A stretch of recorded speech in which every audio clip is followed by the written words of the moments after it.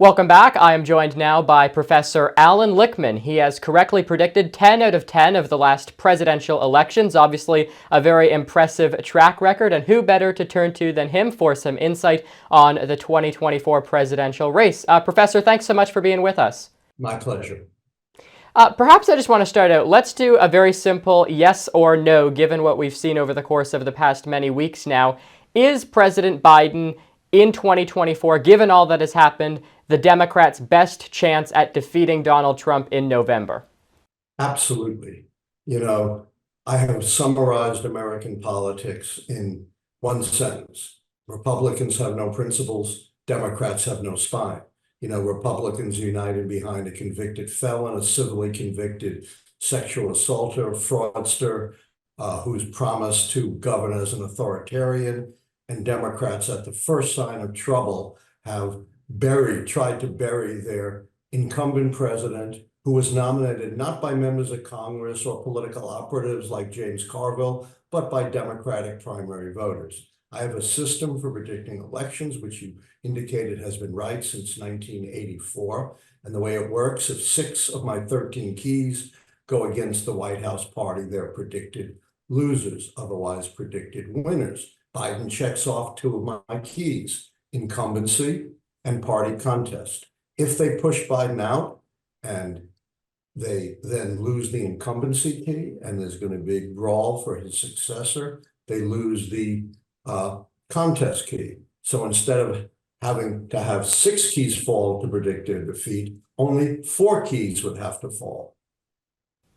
So let me ask you about that, because from someone who obviously does not have the track record that you do, it's interesting because I was at the debate in Atlanta, and from Democrats there, they were very, very visibly worried about what was happening and about the performance by President Biden. I guess to the average American, maybe they didn't tune into the debate as an example, but how does the average American see what's happening and perhaps not factor in kind of the cognitive decline that's happening? Obviously, you did mention the alternative being Donald Trump and a lot of the stuff that he carries, but how would the Democrats not be better off going with someone like a Kamala Harris or a Josh Shapiro, given that in many cases, there's not many Democrats who would vote for, a Joe Biden, but wouldn't vote for a Kamala Harris? At least that's how it seems.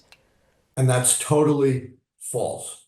What the spineless Democrats are trying to do is create the very situation that led to the election of Donald Trump in the first place in 2016, an open seat, no incumbent running, and a party contest. And outside the context of the keys, since 1900, the party holding the White House has never won, not once, when there is an open seat and a party contest, whereas where there's an incumbent and no contest, they've won the great majority of the time. And, these poll-driven Democrats haven't taken account the most recent polls. Emerson poll, an independent poll released yesterday, showed in a head-to-head contest, Joe Biden is tied with Donald Trump. And all of these so-called electable alternatives are down, get this, 6 to 10 points. Plus a new poll that came out today shows Biden ahead in Wisconsin and Michigan, contrary to all of these panicky Democrats. Democrats claim they know who's electable, and they've nominated, candidates they think are very electable, like Walter Mondale in '84, John Kerry in 2004, Hillary Clinton in 2016, of course, Michael Dukakis in 1988. And what do all these candidates have in common? They all lost. So you give no credibility to the Democrats' notion of who's electable, which is now contrary to the very polls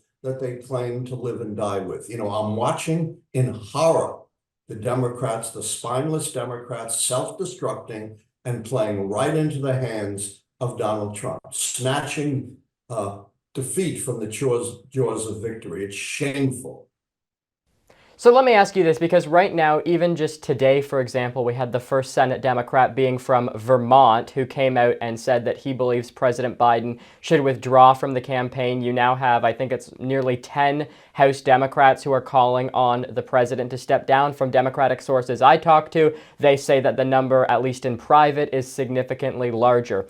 if what all of these lawmakers want to happen, which is presumably for President Biden to step down ahead of the convention and say, obviously this is a big if someone like a Kamala Harris were to become the nominee, are you saying that based off of your keys that increases the chances of a Donald Trump presidency? Based on my keys, that almost guarantees a Donald Trump victory.